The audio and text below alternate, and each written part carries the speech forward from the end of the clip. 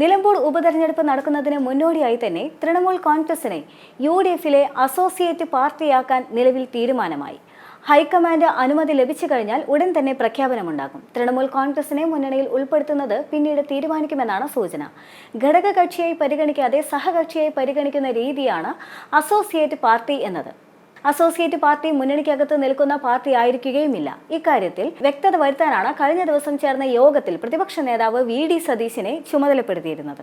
നിലമ്പൂർ മുൻ MLA PV അൻവറുമായി ചർച്ച നടത്തണം, ഹൈക്കമാൻഡുമായി ആശയവിനിമയം നടത്തണമെന്നതായിരുന്നു യോഗത്തിലെ തന്നെ പ്രധാന തീരുമാനം. ക്ഷണിതാവ്, അസോസിയേറ്റ് പാർട്ടി എന്നീ രണ്ട് നിലയിലാണ് UDFിൽ പാർട്ടികളെ ഉൾപ്പെടുത്തുന്നത്. നിലവിൽ RP മാത്രമായിരുന്നു UDFിനുള്ളിലുള്ള അസോസിയേറ്റഡ് പാർട്ടി. നിയമസഭയിൽ സ്വതന്ത്രമായ നിലപാടെടുക്കാൻ അസോസിയേറ്റ് പാർട്ടിക്ക് സാധിക്കും. അധികം വൈകാതെ തന്നെ തൃണമൂൽ കോൺഗ്രസിനെ ഘടക കക്ഷിയാക്കി മാറ്റാനുള്ള നീക്കവും നടക്കുന്നുണ്ട് എന്ന് തന്നെയാണ് നിലവിലെ സൂചന.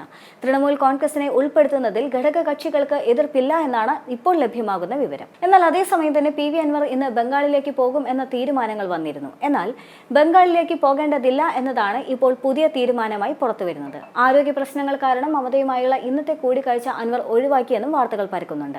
മുന്നണി പ്രവേശന ചർച്ചയ്ക്കിടെ അൻവർ ബംഗാളിലെത്തി മമതയെ കാണുമെന്നായിരുന്നു ആദ്യം അറിയിച്ചത്. 2 ദിവസം കൊൽക്കത്തയിൽ തുടർന്ന് അൻവർ തൃണമൂൽ ദേശീയ ജനറൽ സെക്രട്ടറിയായ അഭിഷേക് ബാനർജിയുമായും കൂടിക്കാഴ്ച നടത്തേണ്ടതായിരുന്നു. തൃണമൂൽ കോൺഗ്രസിന്റെ UDF പ്രവേശനം, നിലമ്പൂർ ഉപതെരഞ്ഞെടുപ്പ്, സംഘടനാ വിപുലീകരണം ഉൾപ്പെടെയുള്ള വിഷയങ്ങൾ കൂടിക്കാഴ്ചയിൽ ചർച്ചയാകുമെന്നായിരുന്നു റിപ്പോർട്ടുകളുണ്ടായിരുന്നത്. നിലമ്പൂരിൽ UDF സ്ഥാനാർത്ഥിക്ക് പൂർണ്ണ പിന്തുണ പ്രഖ്യാപിച്ച സാഹചര്യത്തിൽ പ്രചരണത്തിനായി തൃണമൂലിന്റെ ദേശീയ നേതാക്കളെ എത്തിക്കാനുള്ള ശ്രമത്തിലും കൂടിയാണ് PV അൻവർ ഉണ്ടായിരുന്നത്. മുന്നണി പ്രവേശനവുമായി ബന്ധപ്പെട്ട് പ്രതിപക്ഷ നേതാവുമായി നിശ്ചയിച്ച PV അൻവറിന്റെ കൂടിക്കാഴ്ചയിൽ ദേശീയ നേതൃത്വത്തിന്റെ കൂടി നിർദ്ദേശപ്രകാരമായിരിക്കും അൻവർ നിലപാട് സ്വീകരിക്കുക. കഴിഞ്ഞ ദിവസം ചേർന്ന UDF യോഗത്തിലാണ് PV അൻവറിനെ UDFുമായി സഹകരിപ്പിക്കാനായി തീരുമാനമായത്. എല്ലാ കക്ഷികളുമായും പ്രതിപക്ഷ നേതാവ് ചർച്ച നടത്തിയ ശേഷം ഒരാഴ്ചയ്ക്കകം തന്നെ വിഷയത്തിൽ തീരുമാനമെടുക്കുമെന്നാണ് നിലവിൽ പുറത്തുവരുന്ന റിപ്പോർട്ടുകളുള്ളത്. അതേസമയം തന്നെ അൻവറിനെ UDFിൽ ഉൾപ്പെടുത്തുന്നതിൽ ഭിന്നത നിലനിൽക്കുന്നു എന്ന മറ്റ് വാർത്തകളും പ്രചരിക്കുന്നുണ്ട്. അൻവറിനെ ഉൾപ്പെടുത്തണമെന്ന വാദം UDF യോഗത്തിൽ ഉയർന്നുവെങ്കിലും ഏത് നിലയിൽ ഉൾപ്പെടുത്തണം എന്നതിൽ തീരുമാനമുണ്ടായിട്ടില്ല. അൻവറിന്റെ UDF പ്രവേശനത്തിന് കോൺഗ്രസ് ഹൈക്കമാൻഡ് നേരത്തെ തന്നെ പച്ചക്കൊടി കാണിച്ചിരുന്നു.